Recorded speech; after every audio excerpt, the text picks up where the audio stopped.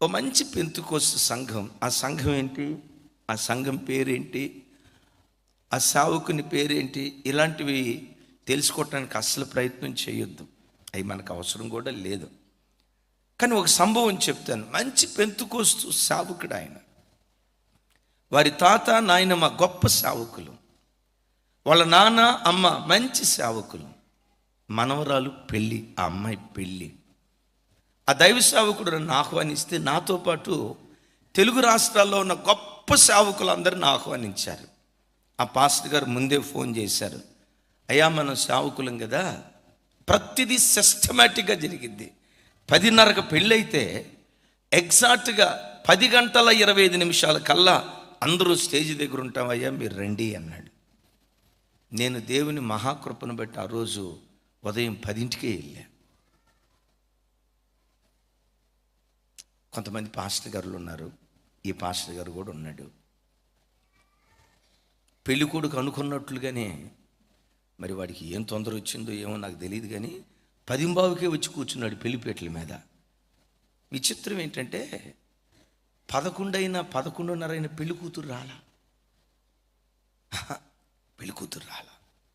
దరిదాపుగా 12:15 ప్రాంతంలో పెళ్లి కూతురు వచ్చింది.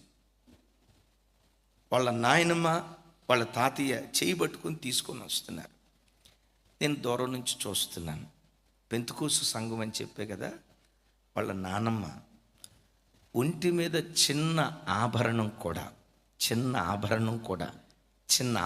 కూడా లేదు. ఓ పెంతుకోస్తు పరిచర్యలో సేవకులు సేవకురాలు ఎలా ఉంటారో సేమ్ అట్లాగే. ఆ తల్లిని చూస్తే నిండుదనం, అలంకరణకి ఎక్కడా చోటు లేకుండా ఆ తల్లి మనవరాలను తీసుకొని వస్తూ ఉంది. ఒంటి మీద చిన్న ఆభరణం కూడా లేదు. మంచి సమర్పణ కలిగిందిరా తల్లి అని అనుకుని ఆ నానమ్మ వైపు చూసి మనవరాలి వైపు చూశాను. నానమ్మ ఒంటి మీద ఏ ఆభరణం లేదని చెప్పే కదా, మనవరాలి ఒంటి మీద లేని ఆభరణం అంటూ ఏది లేదు. ఈ ఆభరణం ఉంది ఇది లేదనుకోవటానికి లేదండి. విచిత్రం చూడండి. చెవులకి మన సైకిల్ టైర్లు ఉంటాయి కదా, సైకిల్ టైర్లు ఆ సైజులో రింగులు పెట్టింది. మరి ఇదే విచిత్రం, ముక్కు కూడా ఏదో ఇట్లా ఉంది పెట్టేసింది. రకరకాల సర్లే ఏమో వాళ్ళ పద్ధతులు ఏంటో అని అనుకుంటానే, అరే మంచి పెంతుకోస్తు సంఘం కదా, ఫలానా ఈయన పెద్ద సేవకుడు కదా, ఈ కుటుంబంలో ఏంటి ఇట్లా, సరేలే వాళ్ళు చెప్పుంటారు, ఈ కాల పిల్లలు వింటలేదు కదా.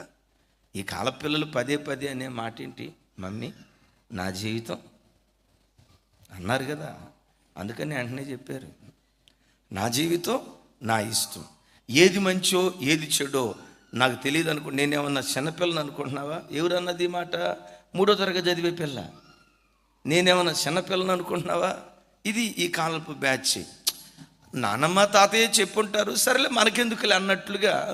మొత్తానికి ఆ పెళ్లిలో జరిగిన మహా గొప్ప అద్భుతం ఏంటో తెలుసా?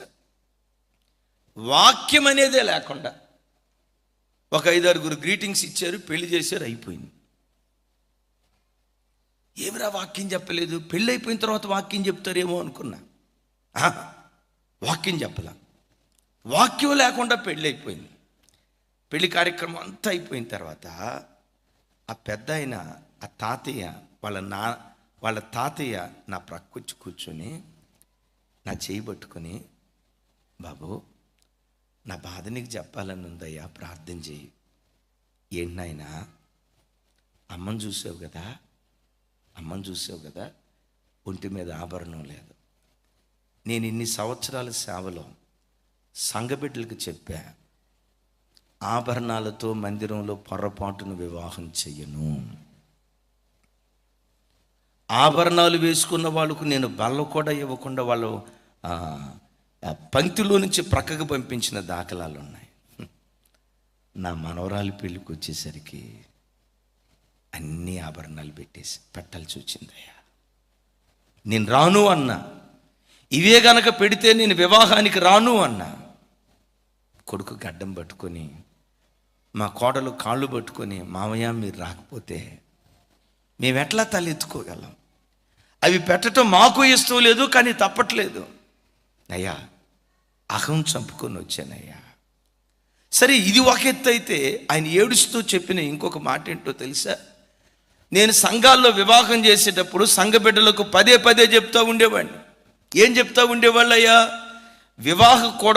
వివాహ కార్యక్రమం కూడా ఒక సువార్త కూటం కావాలి, వాక్యానికి ప్రాధాన్యత ఇవ్వాలి, ఎక్కువసేపు వాక్యం చెప్పబడాలి, హడావిడిగా పెళ్లి జరగొద్దు.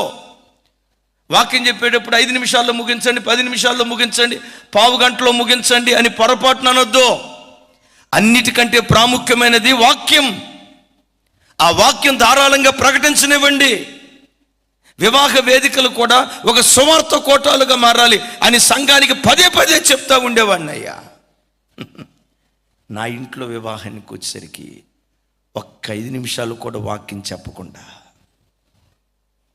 నేను అడిగా, నాయనా, ఇప్పుడు 10:30కి పెళ్ళి అన్నారు కదా, పెళ్ళికొడుకు ఆల్రెడీ తొందరగా వచ్చాడు, వాడికి ఏం తొందర అయిందో నాకు తెలియదు, అందరికంటే ముందు వచ్చాడు, మరి పెళ్ళి కూతురు ఎందుకు లేట్ వచ్చింది నాయన అన్న. ఏడుస్తా అంటాడు, హైదరాబాద్ నుంచి దానికి ఒక మేకప్ అమ్మాయిని తీసుకొచ్చారయ్యా. బాధాకరమైన సంగతి ఏంటంటే దానికి మేకప్ చేయటానికి అమ్మాయిలు రాలా.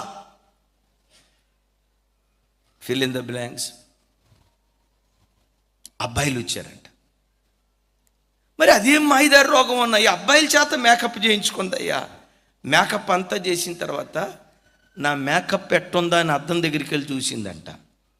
అప్పటికి 9:10 అట్లా అవుతుందట. అద్దం దగ్గరికి వెళ్ళి మేకప్ చూసుకుంటే మేకప్ నచ్చలేదంట. నాకు మేకప్ నచ్చలేదని మరలా మొత్తం గడుక్కొని మేము ఉంటున్న పట్టణంలో ఇంకా కొంతమంది మేకప్ వాళ్ళని పిలుచుకొని, అయ్యా దాని మేకప్ కోసం అయ్యా 5 గంటలు తయారైందయ్యా. ఏడుస్తూ అంటాడు, ఇలాంటి దినాల్లో నా కళ్ళతో చూడకుండా ముందే చచ్చిపోతే బాగుండేదయ్యా. దిగిపోయింది. సంఘాలలో ఆది ఉపదేశం, సంఘాలలో ఆది వైరాగ్యం, సంఘాలలో ఆది ప్రతిష్ట, సంఘాలలో ఆది సమర్పణ. ఒకప్పుడు దేవుని సన్నిధిలో ఎలా బ్రతికేవారో ఆ ఆది వైరాగ్యాన్ని కోల్పోయి రోజు రోజుకు ప్రజలు దిగిపోయే పరిస్థితికి.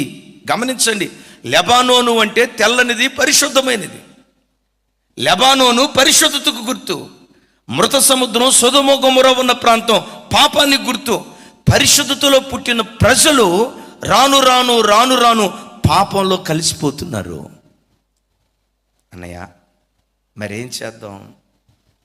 ఆ భారం భుజాల మీద వేసుకొని 21 దినాల ఉపవాస ప్రార్థనలో ఎలుగెత్తి మనం దేవుని సన్నిధిలో ఏడిస్తే, దేవా మరలా పూర్వపు వైరాగ్యాన్ని ప్రజల మధ్యలో కలుగు చేయవా?